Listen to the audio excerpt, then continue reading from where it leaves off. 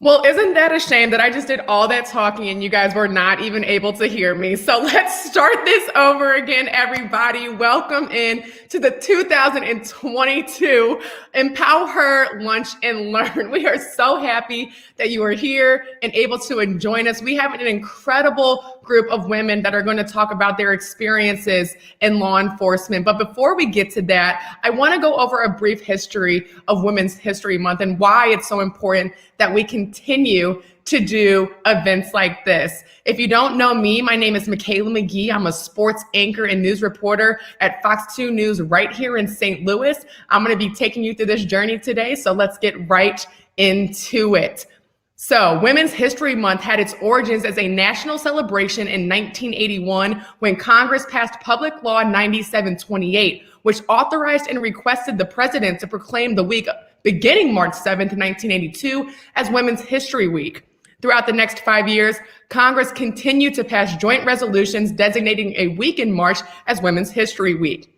In 1987, after being petitioned by the National Women's History Project, Congress passed Public Law 109, which designated the whole entire month of March in 1987 as Women's History Month. Between 1988 and 1994, Congress passed additional resolutions requesting and authorizing the president to proclaim March of each and every single year as Women's History Month. Since 1995, presidents have issued a series of annual proclamations designating the month of March as Women's History Month. These proclamations celebrate the contributions women have made to the United States and recognize the specific achievements women have made over the course of American history in a variety of fields. And one of those fields is, of course, law enforcement, which is what we are going to dive into. Now, I do want to just go over a bit of ground rules for our audience. So anyone who's joined in on this Lunch and Learn, if you have any questions, anything that you want to have answered throughout the duration of our time, please feel free to leave a comment in the chat box that you can find on the right side of your screen. We'll be making sure to monitor that so we can try to answer as many questions as we can throughout our time. And also, please have your mics muted how I did when we first started. We just want to give much respect and have as less interference for our panelists so they can answer our questions and we can get through this process smoothly. So again, welcome to the EmpowHER Lunch and Learn. This is the second year that we've done this program, and it's really just to gather women in law enforcement to talk about their careers and experiences and get a sense of who they really are and what they actually do. So it is my absolute honor to start introducing our panelists for today, and we're going to start with Jennifer Bartlett, who is the Chief Attorney for Treatments Courts and Diversion Programs. So Jennifer, if you would like to just take about a minute and run down about who you are and what you do. Hi, I'm Jenny Bartlett. I am an assistant prosecutor here in St. Charles County. I am currently the Chief Attorney for Treatment Courts and Diversion Programs, which is a position that was created by my boss and the elected prosecutor, Tim Lomar, in 2021. In order to address the problems that we see on a daily basis with regard to the criminal justice systems and to try and find more out-of-the-box, creative, and community-based resources in order to help individuals within the community with certain issues they may be facing. All right, everybody, that is Jennifer Bartlett, and we are going to keep it going and bring in Kimberly Kime, CSI, and works for St. Charles County Police Department. Kimberly, go ahead and tell us a little bit about yourself. Hi, I'm Kimberly Kime. I'm a crime scene investigator with St. Charles County. So what I do is respond to the scenes with the officers and help document, collect, and preserve evidence. I've been doing this for 4 years now. I absolutely love it. I truly enjoy just being able to put these puzzle pieces together. St. Charles County, we are also the hub for AFIS, the Automated Fingerprint Identification System. So we also do all of the fingerprint identifications for the surrounding municipalities like Wentzville, St. Charles City, O'Fallon, St. Peters. Everyone in St. Charles County gets their fingerprints sent to us. Awesome. Okay. And last but not least, we have Jacqueline Gubricky, police officer for St. Charles County Police Department. Jacqueline, a little bit about yourself. Yeah, so I actually grew up in St. Charles County. I graduated from Francis Hall North High School. I started my policing career at St. Louis County as a dispatcher. I was there for about 4 years. And then I went to the academy with St. Louis City Police. I worked in the city for about 4 years again. And then I came out to this department in last August. And I am so happy to be back to where, I grew up, where I live now, and to be, a face for this department and just represent and do the best I can. All right. And we were supposed to have one more lady joining us, Detective Bridget Ozani. She is the cybercrimes K9 handler and also the cyber tip line manager for Missouri ICAC. But she will unfortunately not be able to join us today, but she will be deeply missed because she is a lot of fun and has a lot of great experience in law enforcement as well. Okay, so now we are going to move on. So we're going to have a lot of fun today, you guys. We have some raffle winners to address, but also a lot of great questions to get into and learn a little bit more about the panelists that we have on today. So we're just going to dive right into it and get into our first question. So this one I would like for all of our panelists to answer. What is it that drew you in to law enforcement? Who's going first? How about we start with Jennifer? Jennifer, go ahead. I think this is going to sound silly, but I can remember watching LA Law when I was growing up. My mom worked as a paralegal for many years in law firms and around the St. Louis area. And she would watch that show. And from the time I can remember, this is the only job I've ever wanted. And so I'm blessed to be able to do that. I also grew up just down the street from where I work now. And I really felt a draw to being able to represent victims and really try to fight for justice for individuals. Okay, let's move on. Kimberly. So my initial interest was, I guess, the puzzles of it, putting everything together, getting to look at different clues. I grew up with the CSI effect. I watched all the crime scene shows. I thought that they were so cool. Originally, I wanted to do something in like practicing law, so being a lawyer or something. And then my brother actually helped me kind of guide my way. And he was like, I think you'd be really good at this, and pointed out things that I enjoy doing, like helping others and being able to put things together for other people, kind of bring things to an end. So that way somebody else has their answers and I can find those clues and put those together for them.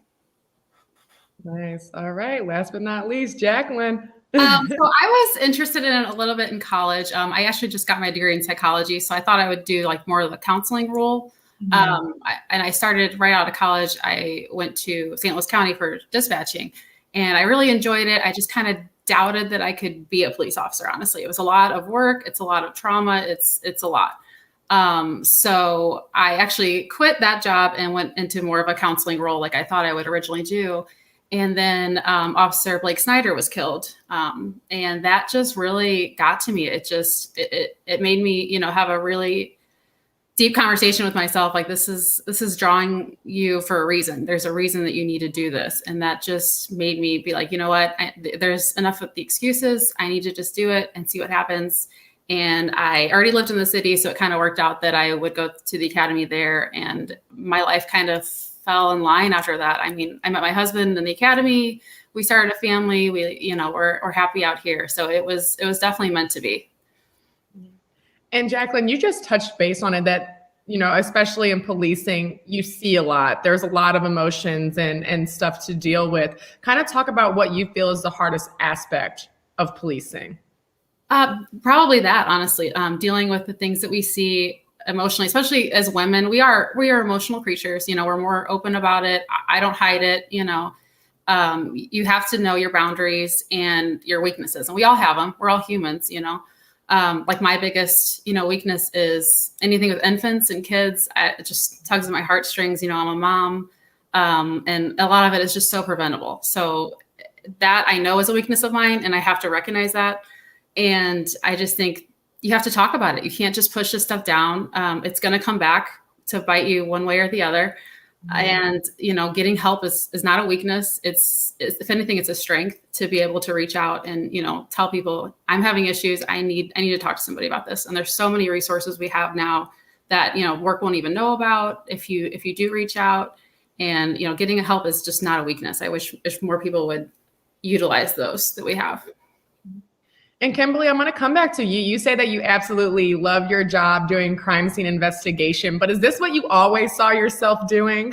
So I wouldn't say I always saw myself doing crime scene investigation. Growing up, I definitely thought that I would need to be like a detective. So that was my initial, like I said, with the CSI effect, I thought, oh my gosh, I want to do this. I want to put these things together. The fingerprints, the DNA, blood spatter, all of it was so intriguing. But I thought you had to be a detective. And kind of like Jacqueline said, I had no intention of ever being a police officer, I'm a civilian. So my role is completely civilian. I don't go to police academy or anything. And so, having that, learning that there was a civilian option was able to drive me and push me into this field so that I could actually come out and do what I thought I wanted to do when I was growing up. And Jennifer, actually all of these fields, very male dominant. You guys are surrounded by men all day, but talk about what it means for you, Jennifer, to be a woman attorney in a male dominated field, but still making such a great impact. Yeah, I don't let myself think about that sometimes, I think, because I think as women, sometimes we do that. I think if we let ourselves get mired down in what we know is probably happening, sometimes that's all we can focus on, or at least I feel like that would be all that I could focus on. So I think my biggest problem with that is that I ignore it, and just keep forging on until I'm slapped in the face with it.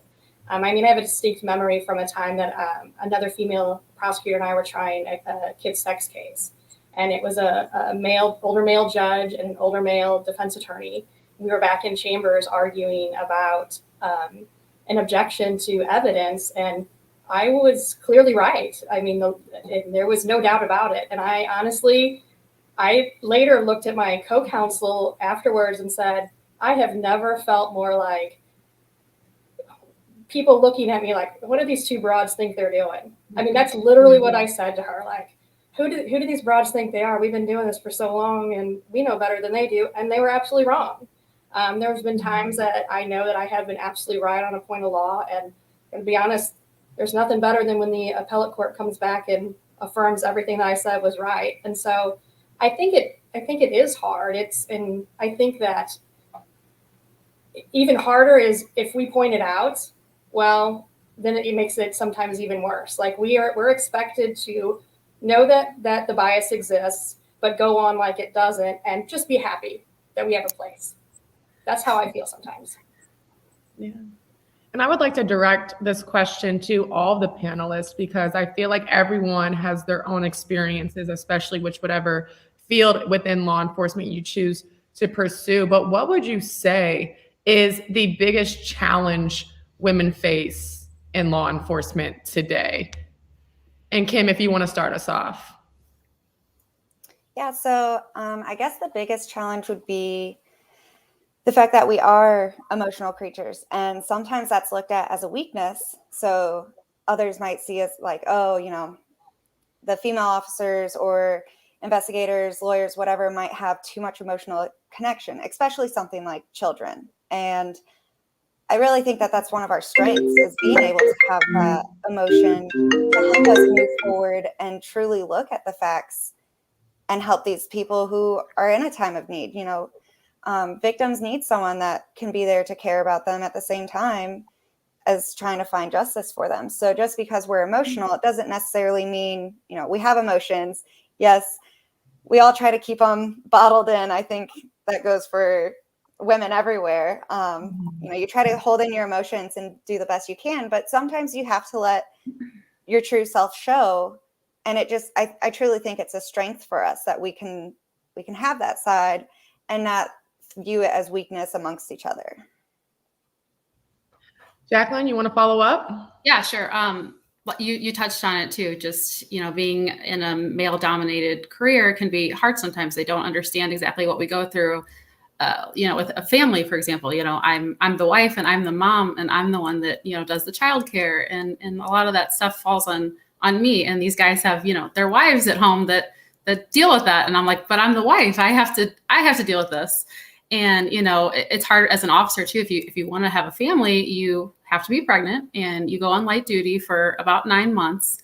And they kind of just stick you in a box and forget about you. It's tough. It's a good time that we could use to, learn a new skill, do some kind of internship, but they kind of put you aside and you're forgotten about. And then, you go on maternity leave, which is not a vacation. I want to clarify that. A lot of these people are like, oh, how was vacation? No, that's not my ideal of a vacation. It's really not. I'd rather go to work. I think I was more exhausted on maternity leave. And then you come back, in this country, we don't have paid maternity leave, which is still unbelievable. I mean, we're one of the only developed countries that has zero maternity leave, paid maternity leave. So you have to use your own time. You come back, if your kid's sick, you don't have time to take off, and you come back way too early. I had to come back after 3 months, and to give your 3-month-old to a stranger, it's hard. It was very hard. I was not ready emotionally, physically, in any way. And I just think that there's so much more we could do for that, for people with families and want to continue to have families. And the balance is just my biggest struggle with that, for sure. Very interesting points there. Jennifer, how about you? I don't remember what the original question was. Just the biggest challenge, as a woman in law enforcement in your particular sector. I would say that I'm fundamentally changed.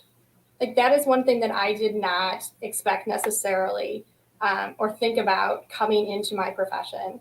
I find it difficult sometimes, based upon the things that I have seen, to have, I don't want to say normal relationships with other people, but it's when you see the things that we see, that law enforcement officers see, it changes you as a person. I make a joke a lot, and it is a joke that I say I'm dead inside.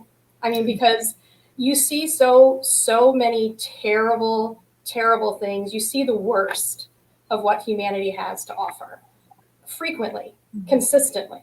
And my husband, we talk about, my husband, I can't say enough about him, is he is an equal partner. We have 3 boys who did everything under the sun and continued, it seems, to do everything under the sun. But he was in law enforcement for 15 years until he got out. And so we had it from both sides. And I think it changes the core of you as a person, that you can't see things sometimes the way that the general public sees things. And so it interferes sometimes, I think, with me. I feel like I'm harder. I don't feel as if I'm emotional as a lot of other women. In fact, in my experience working with men in law enforcement, they tend to be more emotional than a lot of the women. They just have a different way about going about it and about expressing it. And so, honestly, some of them are the biggest babies I've ever encountered in my life. And the officers that work at the police department may not be comfortable saying that, but I am. And so I think that we as women are held to a standard of people want us to behave like a man, but continue to live our lives and raise the children and do all of the things that women have traditionally been expected to do. And we cannot do that all by ourselves. It is impossible. And so you're constantly feeling like you're failing. You're failing at work. You're not giving enough there. You're failing as a wife. You're failing as a mother. I had a death penalty case that I did, and I worked every day for 6 weeks, Saturdays, Sundays, everything. And when it was over, my son said to me, "I don't like your job, Mom." And he was little, and, he understands now, but as a mom, you think, oh, okay. I did what was right for my job. I did a good job. I got the conviction. I got the ruling that I wanted and we were going for, but at what cost? And so again, I can't say enough about my husband because he is an absolute equal partner. He takes off as much as I do. He takes the kids to the doctor's appointments. And if I had not had him and he had not been the father and the husband that he was, there is no way I would have been able to be successful in my career. Those are all really good points that everyone just made. But before we just go on a quick break, Kim, I want to direct a question to you. We had Kayla Martin who submitted a question. She said, how do I become a crime scene investigator? So give her the scoop. Yeah, great question. So the first thing is getting a degree. I know for our department, we require something criminal justice related. So my degree, I have a bachelor's in criminal justice. I always like to recommend to people to focus on a natural science degree. So that way, if CSI isn't the route that you want to go, you can easily look into positions with the lab. So if you do something like biology or chemistry, that's always a great feeder to go into both CSI or the lab work. And then also, after you complete your degree, a lot of it is just on the job training. So I had 6 months on the job training at the department, and then you continue learning forever.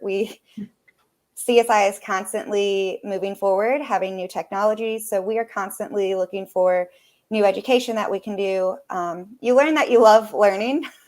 I used to really struggle in school, and now that I have a passion about something, it makes going to these continued education courses so much more fun because now I can apply, blood spatter, for instance, to crime scenes, or doing fingerprint training, shooting reconstruction. There's a lot of outlets that you can go through to kind of build yourself and do many different tasks within the CSI role. So bachelor's degree, on the job training, and then lots and lots of learning throughout your career. All right. Well, Kayla Martin, thank you so much for submitting that question. Again, anyone who's tuned in with us, if you do have a question, feel free to put it in that chat box. We will try to do our best to get to it, but we're going to take a quick 2-minute break. And when we get back, we are going to announce our raffle winner. So stay with us, everyone. We'll see you soon.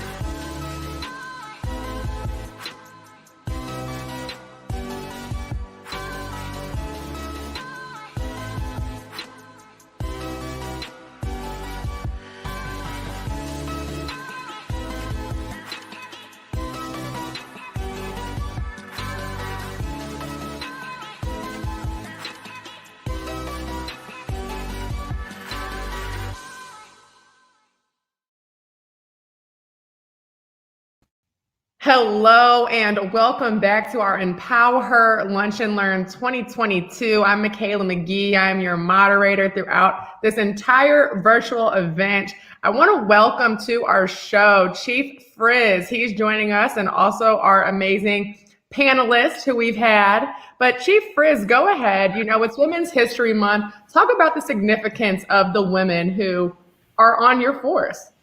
Well, they have a huge impact. Obviously, very important members of our team. First, I'd like to thank everybody for joining us. I'd like to thank our panelists for taking time out. They're doing a great job. It's amazing to hear their stories about what motivated them to get into the profession. I think one of the key takeaways is, to be in law enforcement, you don't necessarily have to be a police officer. There's other positions like Kim talking about, crime scene investigators. We have records clerks, crime lab, forensic scientist positions, of course, dispatch. So there's a lot of opportunities to get into law enforcement without being a police officer. Of course, our police officers are the backbone of the department, but our professional staff that supports them, patrol can't do their job without everybody else in support of them. So there's just a lot of great career paths, and we're always looking to build our team. There's nothing that the men do that the women can't do, and sometimes do much better. Well, we love to hear that. Again, you guys, so many different avenues of law enforcement that we can get into, and that's exactly what Chief Frizz just highlighted, that if it's not policing, there's still different ways that you can get involved. And if you would like to go to the St. Charles County Police Department website or on their social media, they are constantly posting positions that are open. So if this is something that interests you, make sure that you go ahead and take a look so you can see if there's something that matches what it is you want to do. Now, I'm going to go ahead and announce our raffle winner of the day. So in order to get involved, you had to submit some questions. And now our raffle winner of the day is Cassandra Langley.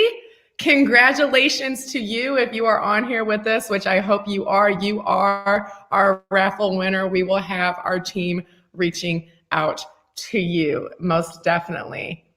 And just for a quick overview for those who might just be tuning in, or just to kind of wrap up what we've already talked about, we brought in our three panelists who were able to join us today. We've discussed Women's History Month, and we've talked about their experiences in law enforcement and all the different sectors that they are serving in. We've touched base on what their biggest challenges have been, why they decided to get into this profession. Has this always been something that they wanted to do, or did they just kind of fall into it? And also how they were actually able to get involved. So I think this is a perfect time to bring our panelists back and get into some more questions. So welcome back, everyone. And I'm going to go straight to our comments because we did have one more question that was submitted by Ashley Trapp. And she asks, and I believe, Kimberly, this is going to be for you. So is the prosecuting attorney part of a law firm as well? Because I've noticed that a pattern. Does nobody think it's a conflict of interest? I think that's probably directed at me. The prosecuting attorney, I work for the County of St. Charles, for the St. Charles County Prosecuting Attorney's Office, and we do not work for outside law firms. This is my job. You may have a situation where an assistant prosecutor may work as a prosecutor for a municipality, but we do not work for outside law firms. We don't represent anyone in any civil, criminal, or other types of matters. So there is no conflict of interest. Boom. Okay. And one more, and this is directed to any of our panelists who would like to take the reins. In a career that has more men than women, we kind of touched base on this. How do you stay encouraged to continue in law enforcement? And what do you tell young girls thinking about getting into this career? I guess I can start. There are so many ways that women can make a difference in this line of work. I mean, I think a lot of times just having a woman on scene can change the entire outcome. Sometimes, I come on scene and they just want to talk to me, and they think that, we're maybe a little better listeners, or we care a little bit more. And then sometimes I just get ignored. So, I mean, you never know what you're going to get, but it's important for us to all represent, and each woman has to be, better than the next. And we're just continuing to, go to higher ranks, and, we're getting positions that women haven't really been in before. I mean, I think we only have around 10 women on our department. That's I'm not great at math, but is that like 10% of this department are women? So we need more. We need more women that want to do this and, have the right mindset for it. I will say that here at the prosecutor's office, we aren't male dominated. Our office is about 73% female. Oh, wow. And I think Tim does an excellent job of making sure that women are represented. We have a leadership team here, and 50% of that leadership team is female.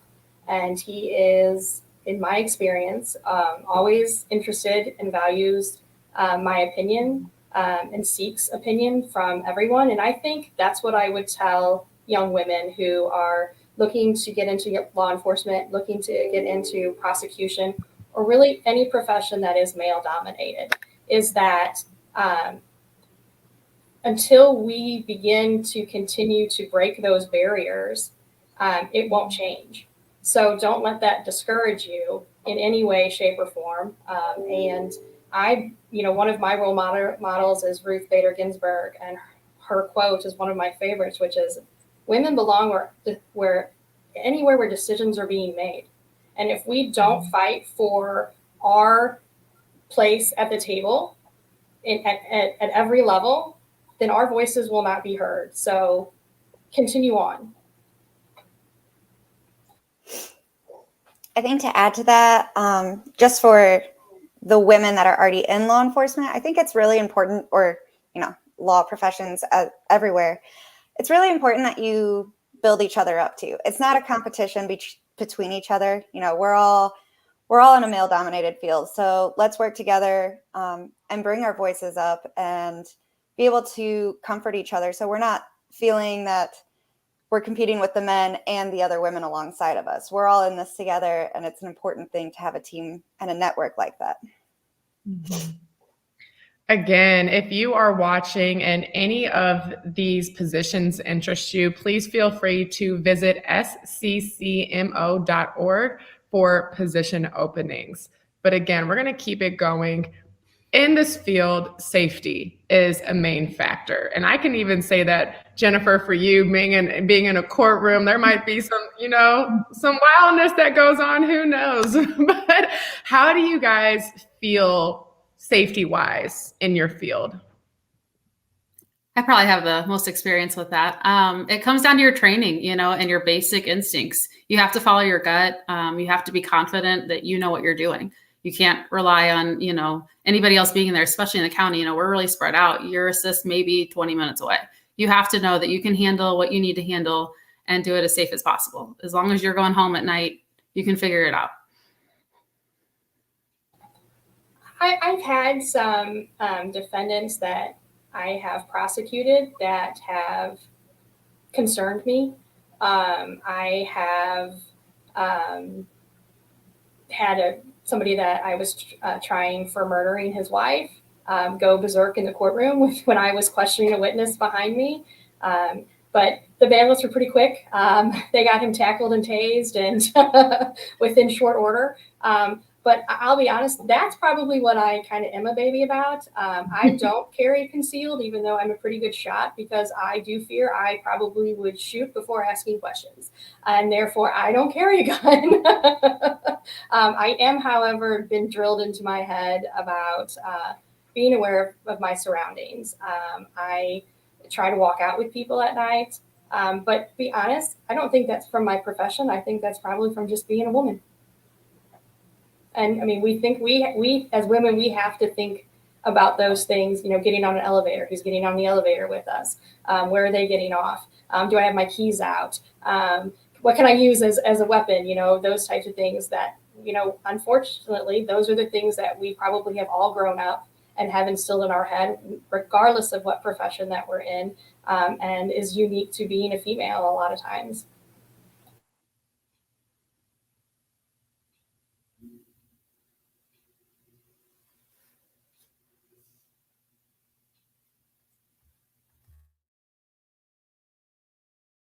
Was I muted? Sorry, let me say that again. Next question. What advice would you give young ladies considering this type of career? I'll start. I think getting education is so important. It just opens up so many doors, regardless of if you stay in this, line of work or not. At least getting your bachelor's degree, you can always go further. I'm considering getting my master's. I just haven't convinced myself yet. But I just think that's a great base to have, where you can always move up more and you never stop educating yourself. And Jacqueline, before anyone else chimes in, another question that has arisen is, what is the best degree to pursue if you're trying to go into law enforcement? A lot of officers get criminal justice. I think that's perfectly fine and very acceptable. I got into psychology because I didn't realize I was going this route, obviously, which I think gave me a really good base of just dealing with people in general, which you could use that in any career, honestly. You'll always deal with people pretty much. So criminal justice is perfectly fine too, though. Kim, do you have any advice for any young women who are looking to get into this field? Yeah, I guess my biggest piece of advice is, like Jacqueline said, just always be open to learning and don't doubt yourself. It seems like a scary world. There is, the concerns of safety and how well you can carry yourself in this kind of position. If you go on the police officer role, like I said, that's not something that I was built for. And I knew that from the get-go, but don't let that crush your dreams and think that you can't be a woman in law enforcement, because like Chief mentioned, there are plenty of other roles. I love what I do, and we need the whole team to have a huge impact and be able to help the community as best as possible. So being open and acknowledging that you can do what you set your mind to. It's not just a male world, and you don't have to go out there and be ready to tackle somebody in a bad situation. You could be, back in the lab working on fingerprints or doing gun analysis and DNA analysis, something that's more your speed, whatever it might be. Mm-hmm. And we talked about young women who are trying to get into this profession, but maybe there's someone who's a little bit older and wants a career change or is feeling called to this. What advice would you give to older women coming into law enforcement fields? I mean, I didn't start till I was 27, which is actually pretty old for an officer. A lot of them just start straight out of, 21. I wish I started at 21. I'd be a lot further in my career right now, probably. But I didn't figure it out until later, and that there's nothing wrong with that. I think there's plenty of opportunities for older women. We have a little bit more experience, maybe more life experience than a lot of these guys come out of the academy. I think there's a huge opportunity for that. And let's dive in a little bit into training and professional development within these fields. What are the options out there for people? I'll go again. There's always the academy. The academy's very hard. It's taxing. It's a lot. And a lot of people don't want to deal with it. It's a lot of physical work. It's mental. They try to break you down and build you back up, basically. And then, along with that, we do training all the time. I just had training the other day. You never stop learning in this career. Things change so fast. Things modernize. Technology is always changing, and we're always using different ways to do our jobs a little bit better. So there's a lot out there that we can use. I think one of the fortunate things about being with the police department, especially St. Charles County, is you're granted the opportunity to seek out further education and different training. If you see something, we're always watching different training sites and whatnot. And if you see something that interests you or you think can benefit the department, benefit your learning, they typically, you can submit for going to that, and they typically allow it. Same with, your master's. Jacqueline, I know you talked about it. I was able to attain my master's through the assistance of St. Charles County Police Department. So that's a big benefit to me, because education is something I wanted to keep developing. And you have those opportunities. There's endless opportunities to keep learning and developing yourself. Doing the trainings, there's plenty of training within the department too that is going on to help better everybody within the field. Mm-hmm. Jennifer, what would you say is the most rewarding part about your career? I think it is kind of changed over the years as I've changed positions. Starting out, as most people would expect, I did, smaller cases, traffic misdemeanor, and then moved up and was able to move into higher level felonies, homicides. And I would say that during that time, it was without a doubt obtaining a guilty plea or a guilty verdict for victims. For 12 years, I did sex crimes and child crimes. That's probably what really kind of, they're mentally, physically exhausting, emotionally exhausting, especially when you have kids. And a lot of times, as Jacqueline pointed out earlier, when you have a child the same age and you're dealing with a homicide of a child that is that same age, and it takes a toll on you. But being able to obtain closure and a disposition for that family, either through a plea or a guilty verdict, is incredibly rewarding. I think as I've gotten older and I realized I kind of, for my own mental health, probably needed to move a little bit away from that. I became involved in treatment courts about 10 years ago or so, 12 years ago. And so they offer me kind of a little bit different perspective. Because when I first got into this, I was prosecuting defendants. Now I'm trying to help defendants.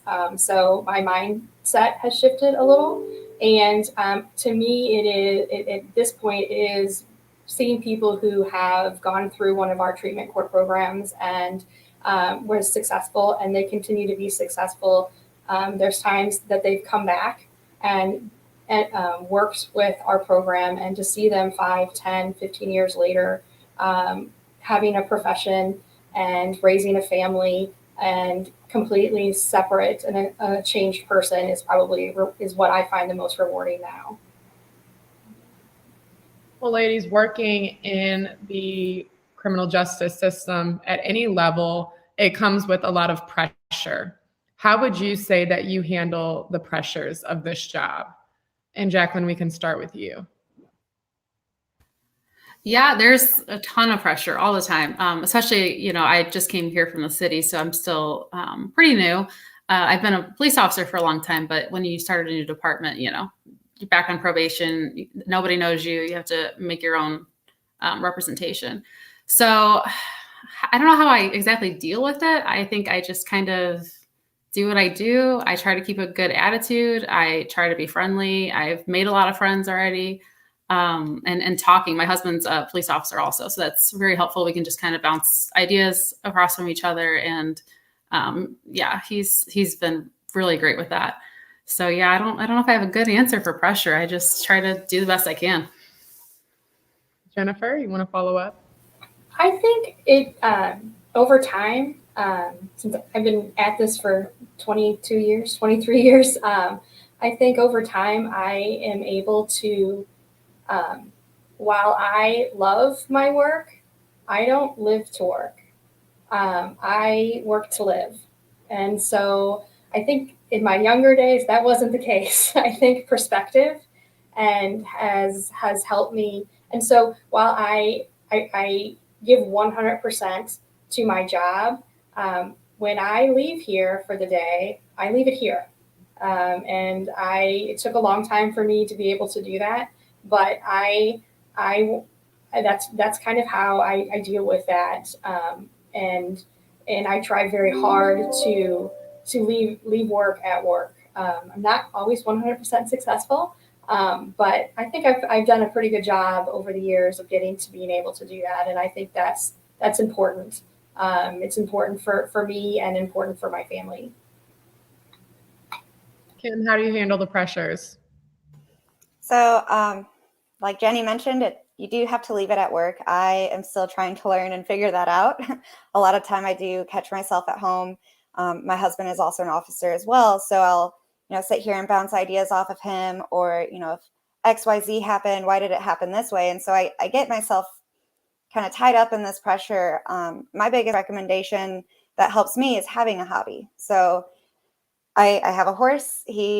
I've had horses since I was a little baby. And I go out and I'll spend hours at the barn just to kind of decompress and forget anything is there. And it doesn't matter if it's a horse, if it's gardening, or, maybe you like to knit, whatever soothes your soul to get yourself distracted from work, because unfortunately law enforcement it's constantly there.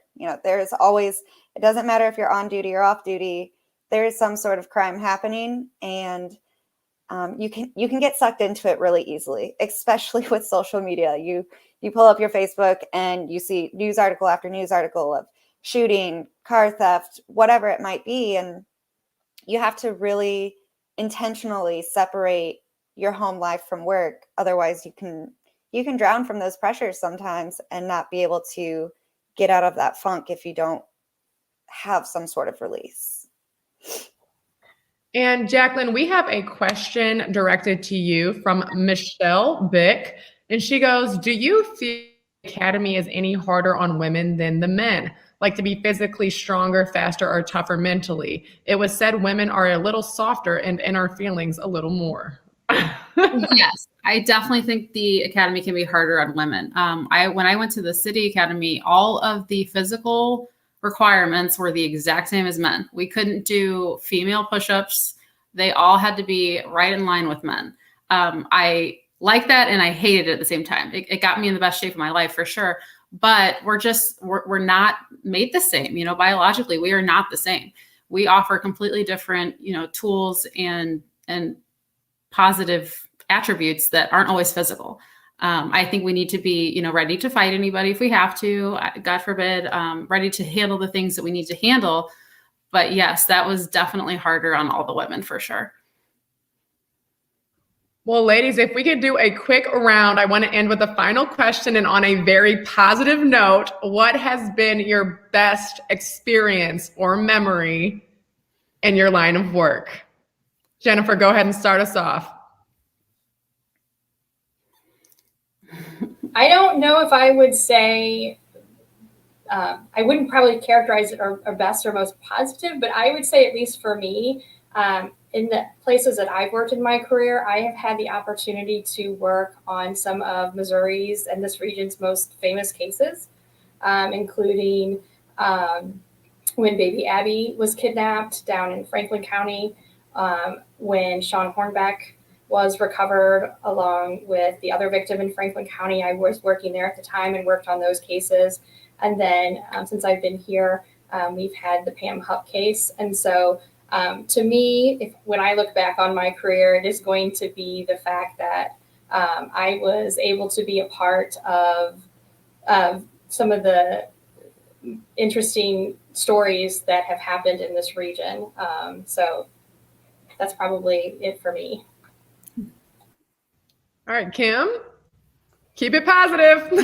Yeah, so this is really tough to narrow it down to one thing. I guess my first experience here that really just gave me this glowing feeling. I don't even know how to explain it, but it was when I first identified a fingerprint. I lifted, it was probably 3 days in, and we had a carjacking that happened out in West Alton, went out and helped process the vehicle, and I happened to find a fingerprint that was the identifying print for a subject. And that just the feeling of accomplishment there. And it continues every day, having victims thank us for finding their recovered property or being able to speak for somebody who isn't able to speak anymore. It's just a lot of rewarding moments combined together. So I continually, there's something all the time that's coming up and making me proud to do what I do and feel encouraged to keep going. And Jacqueline, round it off. Yeah, like Kim said, there's so many things that are so fulfilling in this job. I mean, a lot of mine are just feel good moments, like helping this elderly woman find her. She was completely lost in South City, and she couldn't even speak English. I somehow figured out where she lived, took her home. Her daughter was there just in tears because she couldn't find her mom. That was one of the most meaningful memories that I have. And they range from that to, catching a carjacking suspect right after it happened. I mean, there's just so many things that really remind you why you do this every day. And that's what keeps me going. All right, ladies. Well, everyone, I just want to give a huge virtual round of applause and thank you to our panelists today, Jennifer Bartlett, Kimberly Keim, and Jacqueline Gubricky. We really appreciate you taking the time to sit down, share your experiences, give a little bit of your wisdom and insight into law enforcement and criminal justice opportunities, career opportunities. So thank you so much for that. Also, thank you to Chief Frizz for coming in and saying a word and highlighting the wonderful women on his law enforcement team. We appreciate you. Chief Frizz, would you like to say anything as we close out?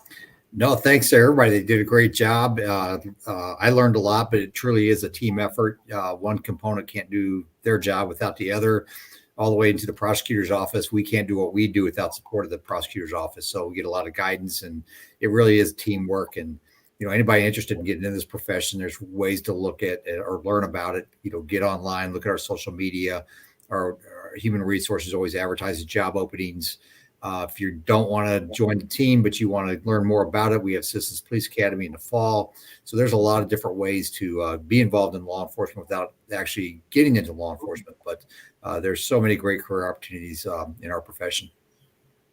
Awesome. Thank you so much again for joining us. And a shout out to our raffle winner, Cassandra Langley. Congratulations to you. Again, our team will be reaching out to you. Again, everyone, thank you for taking the time to come and join us on Women's History Month and on this EmpowHER Lunch and Learn. It's been wonderful. Thank you for allowing me to moderate this and get us through this session. I hope everyone has a great day, and we'll see you next year.